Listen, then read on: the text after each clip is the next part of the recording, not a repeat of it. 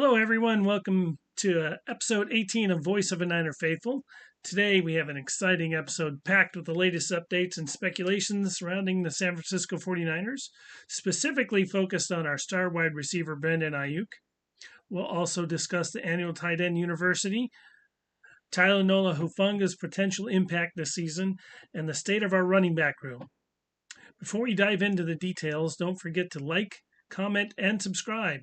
I only need 12 more subscribers to be able to go live on YouTube to stay updated with all things 49ers. Before I get to the main content, though, I want to say thank you to Victoria Rodriguez, who posted 3 comments on my last episode. I agree with you, Victoria, that I also cannot wait to see Pearsall play. He looked awesome in all the highlights I've ever seen. I do see Purdy having many simulators to Joe Cool. Montana was great at the mid-range passes as well as Purdy. We did shore up the offensive line a bit with the draft with Pooney and Kingston and with free agent Brandon Parker from the Raiders. So hopefully they will be able to contribute well.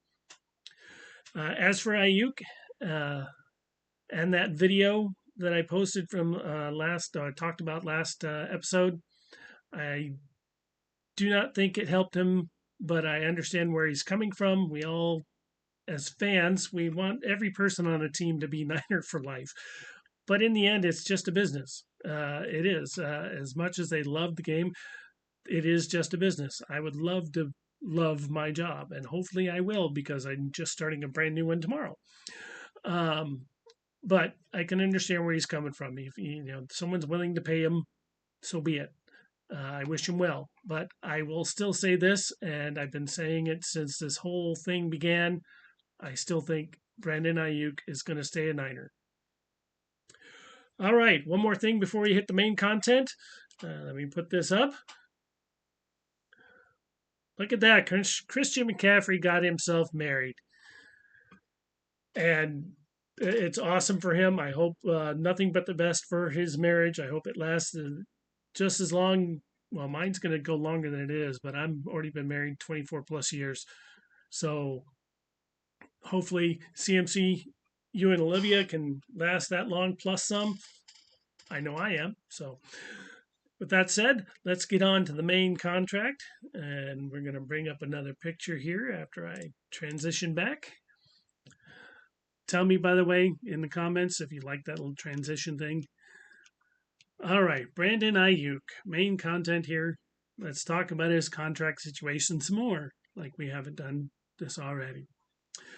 So Friday morning, Brandon Aiyuk announced on social media that he was at Levi Stadium. In the video shared by Coach Yak on Twitter, X, whatever you want to call it, Aiyuk is seen approaching the stadium in high spirits. Could this be an indication that a new contract is about to get signed? Well, let's hope so. Maybe in the next week or so, that'd be awesome. But it, again, wouldn't be surprising if he doesn't get signed until the last second, just the way the Niners do things. But let me switch my picture here because I kind of like this picture of Aiyuk. He met with general manager John Lynch and head coach Kyle Shanahan on Monday. According to NFL Network's Tom Pelissero, I'm probably killing that name, the meeting went well. Pelissero mentioned on the Insiders that both sides said the things that needed to be said and that they were going to keep working. It's crucial to note that there has never been a trade request from Aiyuk, and the 49ers remain firm in their stance to keep him as part of the team in 2024. We can expect both parties to regroup after the 4th of July holiday to see if they can finalize the deal. So we can understand that. They want to get through the holiday first. It's been a challenging offseason for Aiyuk, who has openly expressed his frustration with contract negotiations. Don't forget, Debo did the same thing. 49ers are known for their tough negotiation tactics, a sentiment echoed by fellow wide receiver Debo Samuel. However, once players get paid, all grievances seem to fade away. So if Aiyuk is about to sign a new deal, his cheerful mood on Friday makes sense. However, until we know for certain, speculations will keep continuing. TMZ Sports, I didn't even know they had a sports thing, but TMZ Sports recently provided a glimmer of hope for 49er fans. I'm going to transition back to me. They caught up with Aiyuk at LAX airport on Friday, and when asked if he's ready to suit up for Coach Shanahan and the Niners, Aiyuk's responded positively, although no new contract has been agreed upon. The recent meetings and Aiyuk's appearance at Levi Stadium suggest progress. Despite his frustrations, Aiyuk seems to be enjoying the journey and remains optimistic about the outcome, telling TMZ, "I'm just vibing, man. I'm just hanging out." In a separate conversation with the Pivot podcast, Aiyuk clarified his previous statement about feeling unwanted by the 49ers. He explained that the team had expressed concerns about being on the same page during contract negotiations. This insight gives context to his feelings, but it remains evident that Aiyuk believes he may not be fully wanted by the team anymore. That's up for debate. I'm sure he might feel that way at some point, but I'm sure this will get passed. Despite the emotional roller coaster, there have been many times when Aiyuk felt close to securing a deal. The Monday meeting with Lynch and Shanahan was a positive step, but no concrete progress has been shared. Fans are hopeful that Aiyuk's appearance at Levi Stadium on Friday signals an impending contract announcement, which would be awesome. Wouldn't that be awesome if it was like on the 4th of July? Talk about a 4th of July celebration. Adding to the drama earlier this month, the San Francisco Chronicle's Mike Silver reported that the team had offered Brandon Aiyuk an extension with a yearly salary of approximately $26 million. Aiyuk expressed frustrations over the details being leaked, calling it disrespectful and unfair. This leak goes against the 49ers' usual practice of keeping negotiations private, a standard by which Lynch and Shanahan have been having since they started in 2017. This public disclosure has added another layer of complexity to the ongoing negotiations. I'm going to say that I'm guessing that both Lynch and Shanahan, they weren't the leakers. They probably didn't mean for this to happen, but it did. The two sides have been at an impasse since the end of the season, influencing Aiyuk to skip mandatory minicamp, accruing fines of over $100,000. Though I'm sure that if he gets contract signing, those will get waived off. However, last week, Aiyuk appeared ready to move forward, taking the initiative to schedule a meeting with Lynch and Shanahan at team headquarters, and that happened. And everything seems to be moving in the right direction. On Friday, Aiyuk recorded himself pulling into the parking lot at the team facility, but whether or not the two sides are getting in closer to reaching an agreement has not been shared. Throughout this process, there were times where we were super close, Aiyuk said. I felt like I was telling them, hey, let me get my suit ready. I'm ready. I'm going to get it back into it to the Bay. I got to get right to sign this contract.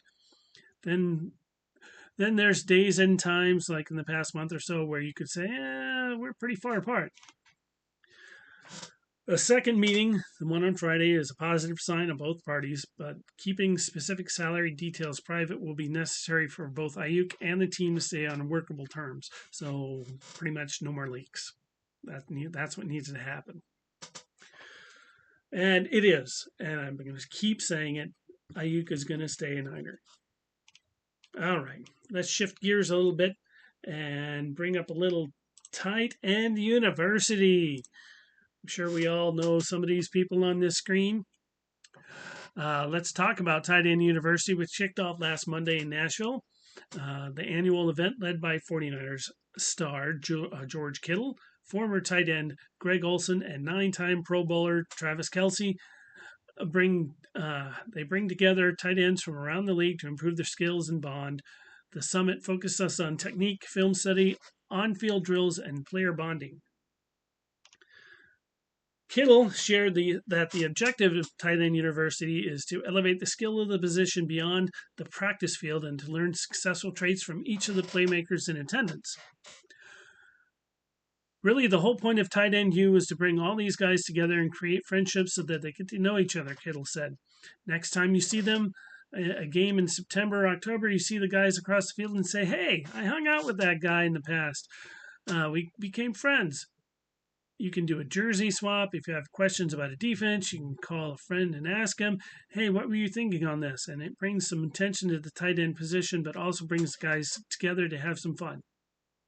Several of Kittle's Niner teammates showed up to tight end camp, including Logan Thomas, Eric Saubert, Cameron Latou, and Mason Klein. The quarterbacks that were there helping him out, Brandon Allen, was among the quarterbacks in the event, joining Dak Prescott and Kirk Cousins. I'm getting a lot out of this event, Thomas said, simply because I'm new to the team. The stuff that George is teaching and talking through is stuff that I need to hear and I need to learn, so I'm able to absorb it and I can take it to my training.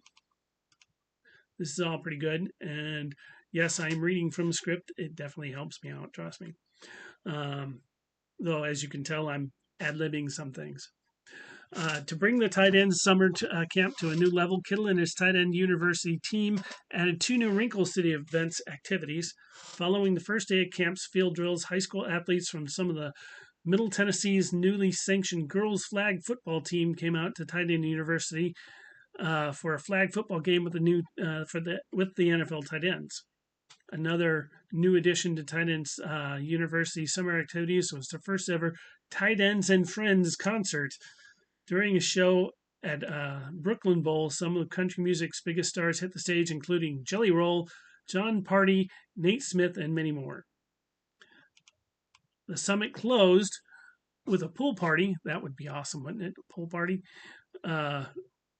As all the attendees gathered to celebrate with music, food, and special guests like professional golfer Bryson DeChambeau. I'm probably slaughtering that name. All right, so next subject, Talanoa Hufanga. I don't remember getting a picture of him. Let's see if I can find one. Let me transition back to me while we're doing that. Talanoa Hufanga. I'm sure I can find something here. How do you spell Hufanga? There, that's a good picture.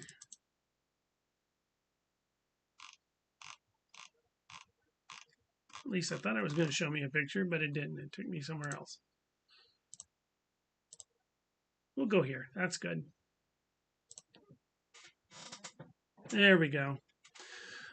All right. The former USC football star hopes to be back on the field for the 49ers at the start of the NFL season. If healthy, Hufanga could significantly impact the 49ers defense. I think he would have been awesome. I think we would have won that Super Bowl if Huff was out there.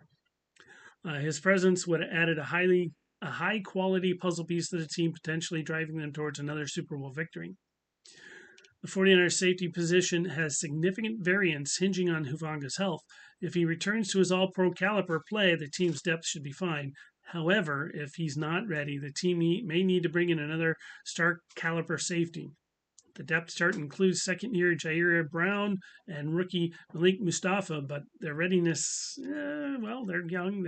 Brown did really good last year, but I think he might be ready. We're not sure about Malik. First is Talanoa Hufanga's health.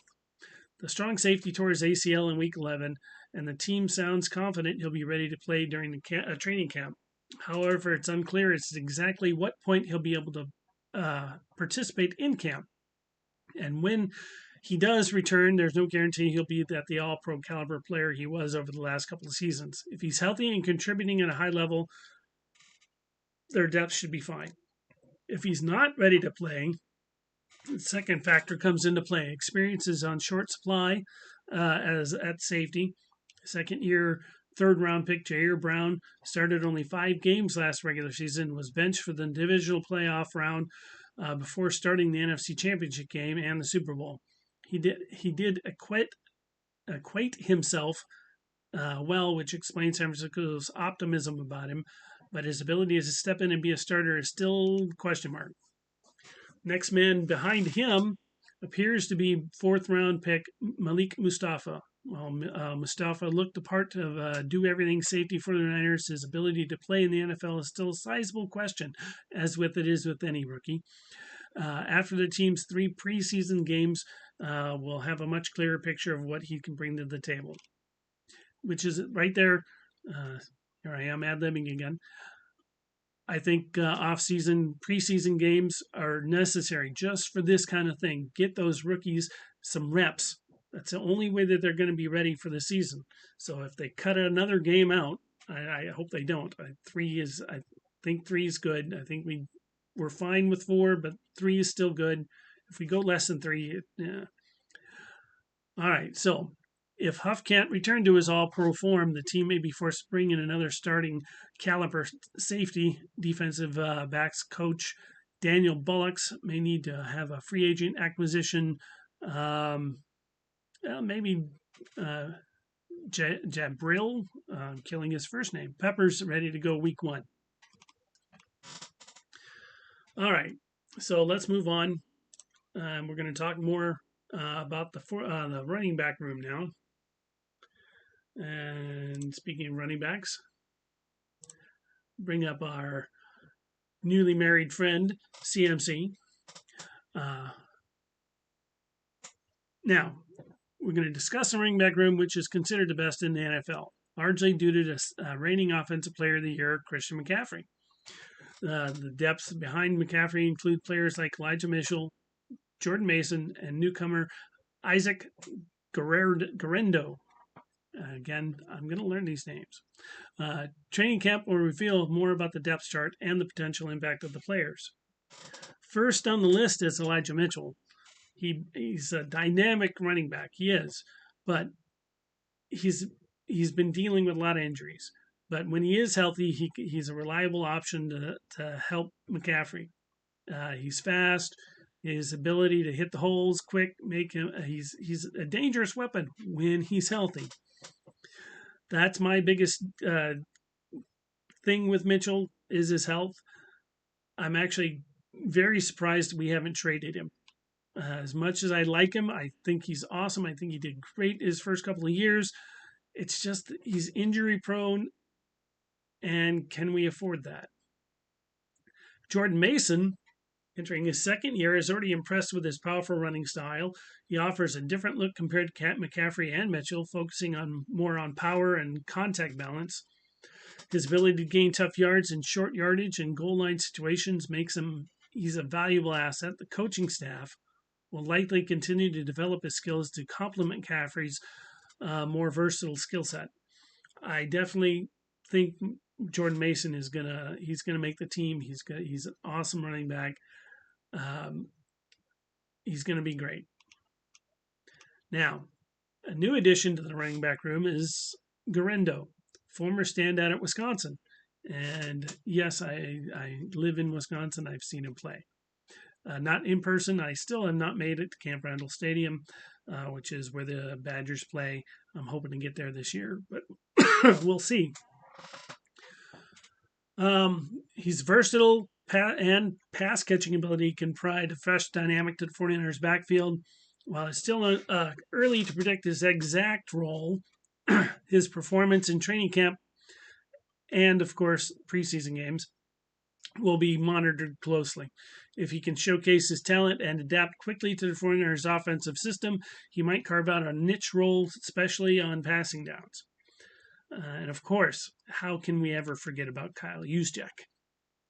He continues to be a vital person in this whole offense. I mean, he's so versatile. He block, receiver, ball carry. I'm happy we're keeping him, that's for sure. And he should retire a Niner. That's my feeling anyway. There are a couple other names worth mentioning in the running back depth chart. Keep an eye on JaMycal Hasty. Hey, there's a name that everyone remembers, who showed flashes of potential last season. His quickness and agility can earn him a spot on the roster, especially if he excels on special teams. Additionally, the team might explore bringing in undrafted free agents or other players through training camp tryouts to add depth. So that's pretty much it for the day. This episode pretty cool. I liked it. I like setting it up. I hope everyone enjoyed all of the visuals that I threw up there, and answering uh, Ms. Rodriguez's questions. And again, I'm happy. Thanks for the comments. Keep them coming, everyone. Um, we covered the latest updates on Brandon Aiyuk. We covered a little bit of tight end university.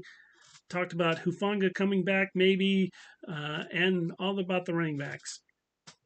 So remember to like, comment, and subscribe for more updates and insights on our 49ers. So until next time, stay faithful.